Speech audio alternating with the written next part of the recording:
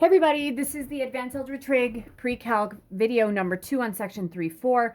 The first one, I'll be honest with you, is like the big thing. But I'm always wanting to get through some graphs, looking at some graphs, analyzing graphs. So what I'm going to do here is I have two graphs I'm going to analyze with you.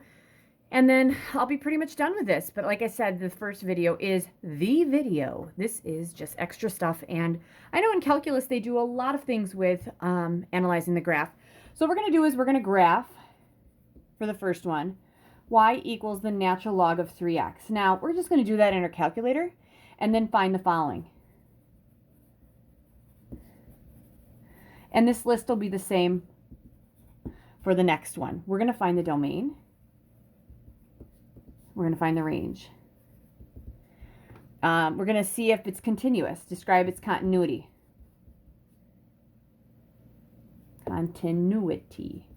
Sorry. Where it's increasing or decreasing, the intervals of increasing or decrease.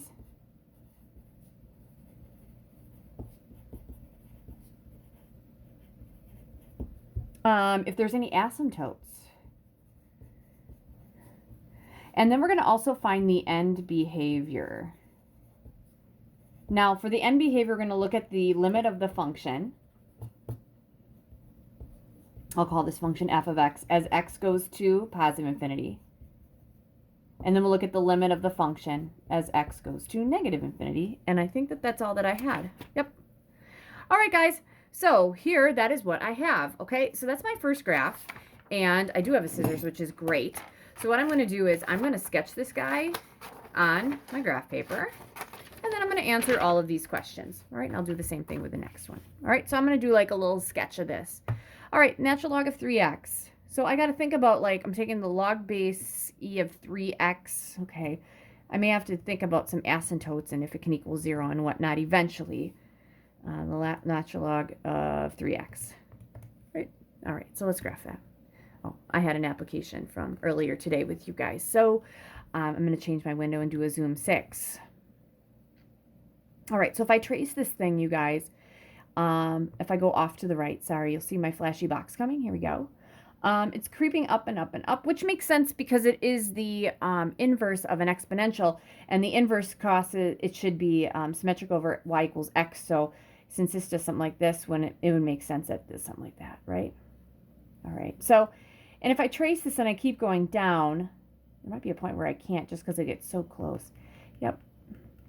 We're getting so close to 0, but we are not going to get to 0. You cannot. X's can't be negative. Okay, so X's are always going to be positive, and this does not have an ending point, okay? Because if you think about it, if I looked at its exponential, exponentials would do something like this, right? Well, this is going to do something like that. So the way that I graph these things is I'm going to know that there is an asymptote right here. I'm going to start at 0. Okay, at 0, there's an error, so obviously there is some kind of asymptote here, okay? Now, there should be a point, okay? There's a point at, do I have any nice points? I don't know if I have any nice points. No, looks like we have some nasty points, and that's just because we have a base of e here. Remember, e, the base of e is like 2.71828, keeps going. So let's just do the best we can, guys. Okay, at 1, I'm at a little over 1. At 2, I'm not quite to 2.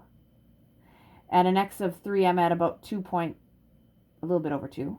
Okay, at an x of 4, I'm at about 2.5, close to 2.5. At an x of 5, I'm at about 2.7. At an x of 6, I'm at 2.8. Okay, we're going to get up to 3. Yeah, we're going to creep up to 3. At 7, I'm a little bit over 3. And it's going to keep creeping up, okay? So we're going to have something like this. Creep, creep, creep. And then this thing. All right. All right, so that's what I got. All right, and it will never get to be 0 on my x. I will never have that because I have an asymptote, okay? All right, so let's see here. I'll shift this as I go, okay? So the domain, what's my domain? My domain doesn't look like it can be any number, but it has to be greater than 0. If I take the log base e of, let's say, 3x, this is saying e to some power equals 3x, okay? I can't take something, if I'm raising it, and I'm going to get 3 to the x, or 3 times x, my bad. Okay. This always has to be positive. So that means that that is also, my answer is also going to be greater than 0, right? So my x's are always going to be greater than 0. I'm going to go 0 to infinity, which is shown graphically, all right? So again, if you have the log base e of 3x, taking e to some power and getting 3x, which I can see graphically right there, actually. My range looks like it goes down forever and up to forever. So this is negative infinity to infinity. Is it continuous? Yes. I can draw this thing and just draw it without lifting my pencil. So it is continuous on its domain.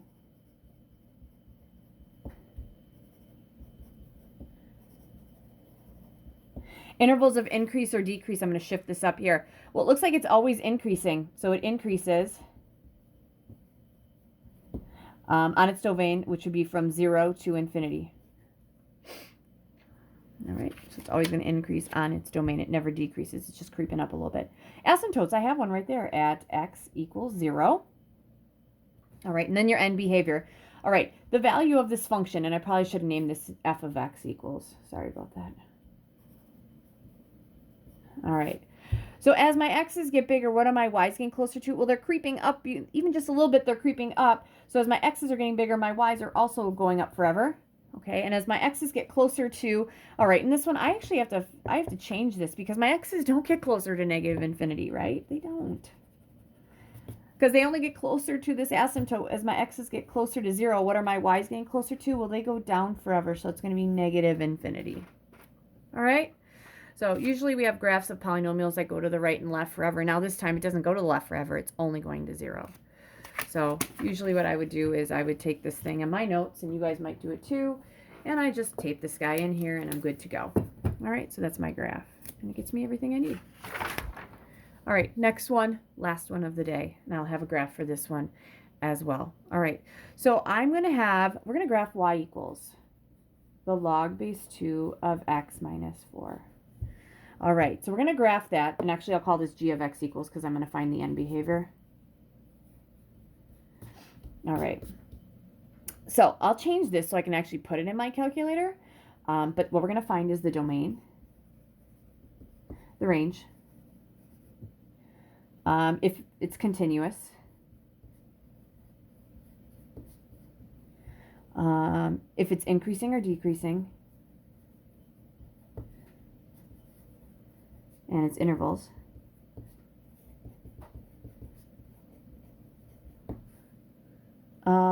Asymptotes, if there's any. And end behavior. Now, there's two ends. We're going to take the limit of the function g of x as x goes to something, and then the limit of the g of x function as x goes to something else. I'm not sure what that is. Usually it was positive and negative infinity before, but now I'm not sure. Now, here's the thing, you guys. When I'm looking at the log base 2 of x minus 4, I will put this in my calculator, but I know that it's going to take a logarithm and it's going to move it to the right 4 units. All right? So generally logarithms actually started at all logarithms, because all exponentials, I'll actually put this right here. All exponentials, like if I have y equals 2 to the x, that has a point at 0, 1, right? Because 2 to the 0 is 1, 2 to the first is 2, 2 to the second is 4, and it does something like this, right? So would it make sense then that if I'm looking at its inverse, which would be x equals 2 to the y, which is the log base 2 of x equals y, these are the same things. If there's a point here at 0, 1, there's one at 1, 0. Here there's a 1 at 1, 2. There's going to be one at 2, 1. Sorry. There's another one at 2, 3. There's one at 3, 2. And so on and so forth. So they're going to do something like this, right? And then this got closer to the x-axis, so this is going to get closer to the y. So those are your reciprocals. So generally speaking, this is the log base 2 of x, but if I subtract 4, this is going to go, I'm sorry, to the right 4, my bad. 1, 2, 3, 4, because it's the opposite direction. So just know that's what we're going to do. We're going to end up looking at a graph that goes to this is going to go to the right 4, that'll go to the right 4, and this will go to the right 4. It's going to do something like this, and your asymptote will change too. And you might be like, why don't I just use that? I don't know. I probably could use that. I mean, I feel like it's right. but let's do it with our graph. All right, do you guys remember last video, one of the last things I did was I looked at common logs. If I went with a common log, I said something like the log base b of m equals the log of m over the log of b. Well, that's what I'm going to do here with my calculator. I'm going to end up taking the log of, so this is another way to write g of x in common logs, the log of x minus 4 over the log of 2. Because you take the log of the bigger thing over the log of the base. Here we go. And I should get red right there. Okay. Y equals. All right. So I'm going to take the log of x minus 4 divided by the log of 2. And I'm going to do zoom 6. All right. So that's super nasty. And the reason why it doesn't go down forever is because it's going to actually physically hit the asymptote if you look at the graph, but it's not going to if you're looking at the math. So if I'm looking at this, you guys, it goes 1, 2, 3, 4, 5. Didn't I say that? Here we go. There's my red one. There's a point at 5. There's one at 6, 1. So 5, 0, 6, 1. I think I'm up at 7, 2. No, I'm at 8, 2. My bad. So I'd be up at 8, 2. This one I was up just a little bit. I probably should have been up a little bit more, but that's what I got. All right, so I could use this, or I could go ahead and use a new one. And I'm going to use a new one. I want to get used to using my calculator. All right, so here we go. Let's just go ahead and look at some values. There's a point at 5, 0. Put this right here. So there's a point at 5, 0. There's not one at 4, so I know at 4 there's an asymptote, which makes sense because usually we have the asymptote here. We're going to move it to the right 4. Okay, and then other points, I like nice ones. 8, 2. What else do I got? 6, 1. I know it goes up for like this. It's going to keep creeping. And here, and it's doing this. All right, here we go. Here we go. And if you need to make it darker, I'll use it green.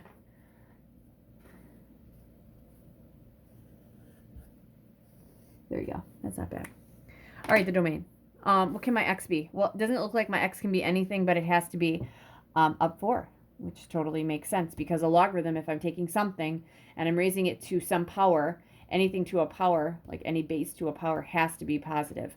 So that means that I have to have positive x's. And in this case, this has to be positive, so it has to be 4 or greater, which makes sense. 4 or infinity. We're going to put parentheses around both of those because we are not including 4. Because for 4, even in my table said an x of 4 was an error, so I can't use 4. I can use anything else. My range, it looks like it goes down forever and then it creeps up. We're going negative infinity to infinity. That doesn't change. Is this continuous? Yes, it's continuous on its domain. That means that if I draw this guy, I can draw it without lifting my pencil. Intervals of increase or decrease. Well, if I go left to right, it's increasing.